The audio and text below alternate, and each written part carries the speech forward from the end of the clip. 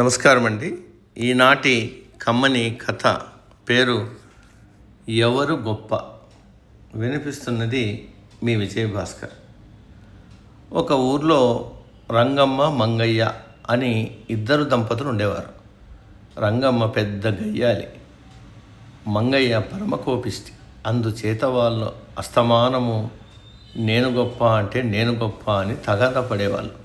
ఆ తగాదా వాళ్ళ మధ్య తేలక ఒకసారి వాళ్ళిద్దరూ గ్రామ పెద్ద వద్దకు వెళ్ళి భార్యాభర్తలు ఇద్దరిలో ఎవరు గొప్ప అని అడిగారు. దానికి ఒక చిన్న కథ ఉన్నదే, అది వింటే మీకే తెలిసిపోతుంది అని గ్రామ పెద్ద వాళ్ళకి ఇలా చెప్పాడు.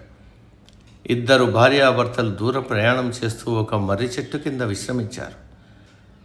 భర్త భార్య తొడపై తల పెట్టుకు పడుకున్నాడు. అప్పుడు ఒక మర్రి కొమ్మ విరిగి వారిపై పడసాగింది.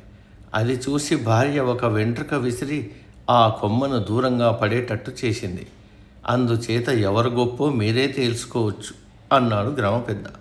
ఇంకేం, భార్య గొప్పది అన్నది రంగమ్మ.